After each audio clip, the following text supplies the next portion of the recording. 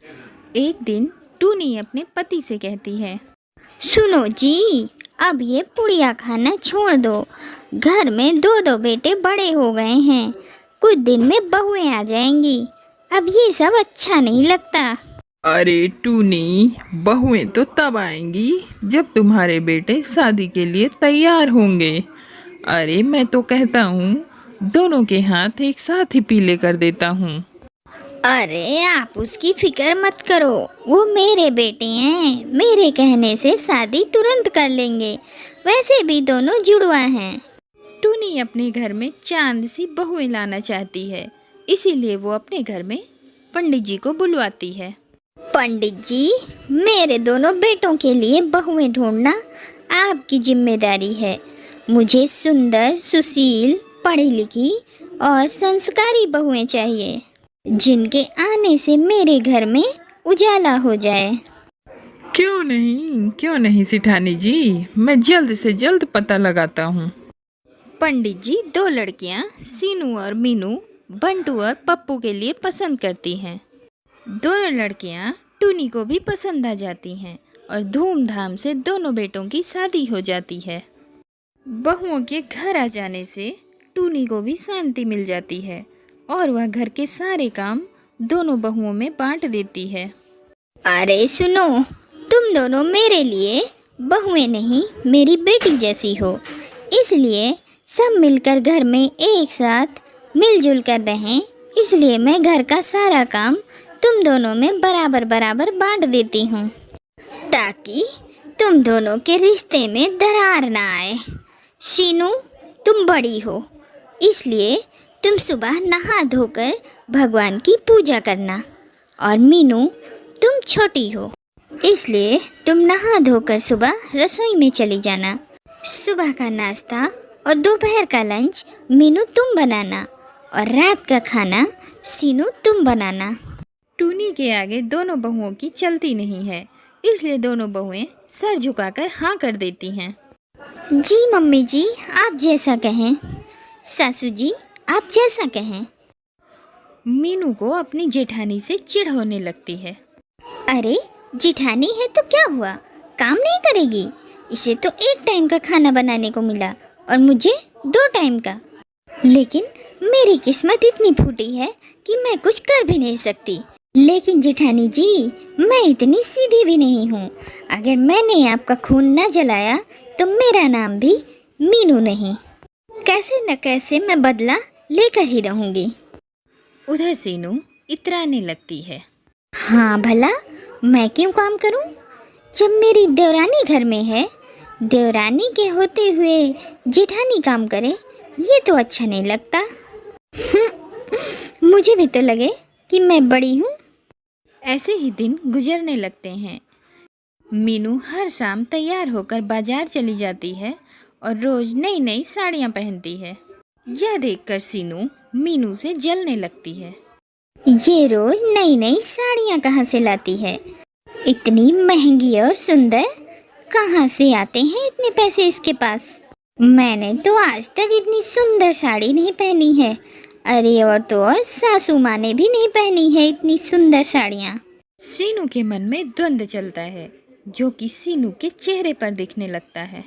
सीनू के चेहरे को देखकर मीनू समझ जाती है और कहती है, अच्छा हुआ, अब मुझे सुकून आ रहा है। मेरे बिना किए ही सब हो रहा है। सांप भी मर गया और लाठी भी नहीं टूटी। मेरे बिना किए ही सब कुछ हो रहा है। बस अब मीनू तू बैठ और मजे से देख। अगले दिन सुबह रोज की तरह मीनू सुबह का खाना बनाकर आराम करने लगती है। तभी टूनी की पड़ोसन सीमा वहाँ पर आती है। तभी मीनू अपने कमरे से टिप टॉप साड़ी पहनकर बाहर निकलती है और सीनू रसोई में काम करते हुए नाश्ता लेकर आती है। प्रणाम आंटी, खुश रहो बेटा। मीनू सीमा के पैर छूती है और वापस बाजार चली जाती है। वहीं सीनू वापस रसोई में चली जाती है। दोनों बहुओं को देखकर सीमा कुछ कहती है। बुरा ना माने तो एक बात कहूँ, मीनू कितनी सुंदर साड़ी पहनती है, कितने अच्छे से रहती है और वहीं सीनू। अरे टूनी, तू तो दोनों को बराबर देती होगी, फिर एक सेठानी और एक नौकरानी कैसे लग रही है?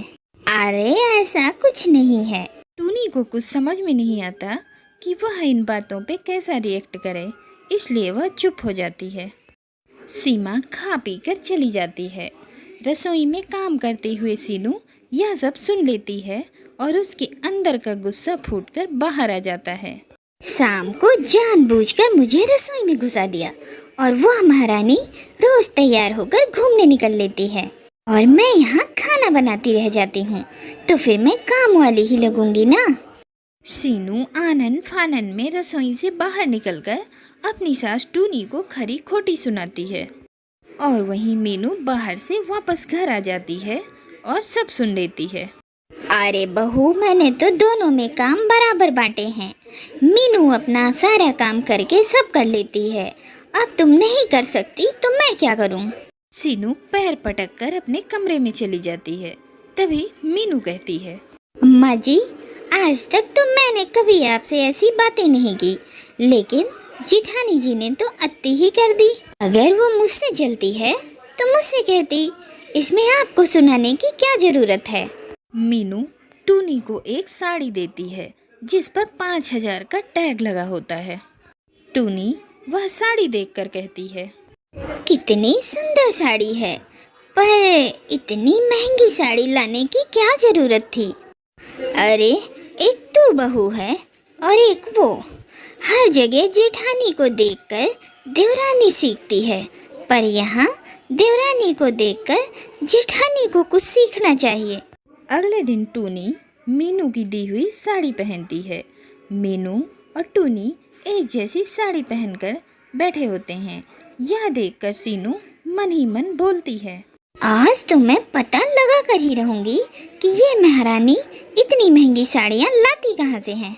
शाम को जैसे ही मीनू तैयार होकर घर से बाहर निकलती है, सीनू उसका पीछा करती है और वह देखती है कि मीनू स्टेशन की तरफ जा रही है। अरे ये स्टेशन की तरफ क्यों जा रही है? ऐसा क्या है वहाँ? तभी मीनू देखती है कि सीनू पटरी पर बैठे एक दुकानदार के पास जाती है जो चिल्ला चिल्ला कर ग्राहक बुला रहा था। 150 की एक, 150 की एक से एक साड़ी, लूट लो लूट लो। मीनू उसी में से साड़ियाँ चुन रही है। अच्छा, तो ये बात है, यहाँ से साड़ियाँ ली जाती हैं और इतना इतराती है। अरे सीनू, तू भी ना बेकार में ऐसे लोगों से जल गई। आज बताती हूँ इसे। सीनू मीनू के वहाँ से जाने के बाद एक साड़ी खरीदती है। अगले दिन सीनू नहा धोकर वह साड़ी पहनती है और मीनू उसे यह साड़ी पहने हुए देखकर सब समझ जाती है। सीनू ताना देते हुए कहती है, अरे मम्मी जी, ये साड़ी जो आपको तोहफे में मिली है ना, वो सिर्फ 150 की है।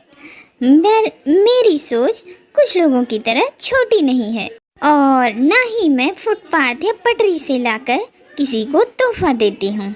इतना कहकर मीनू सीनू का भांडा फोड़ देती है। तब टूनी बोलती है, तो क्या हुआ, कम से कम मीनू ने कुछ लाकर मुझे तोहफा तो दिया, वो तेरी तरह जलती तो नहीं है। अरे तूने कभी ये भी सोचा कि उसने ऐसा क्यों किया? अब सीनू को अपनी गलती का एहसास हो जाता है और वह सर झुकाकर कहती है, मुझे माफ कर दे मीनू, तू मेरी छोटी बहन की तरह है, पर मैंने तुझसे इतनी जलन रखी। नहीं दीदी, इसमें आपकी भी क्या गलती, क्योंकि ये सब कुछ तो मैंने जानबूझकर किया था।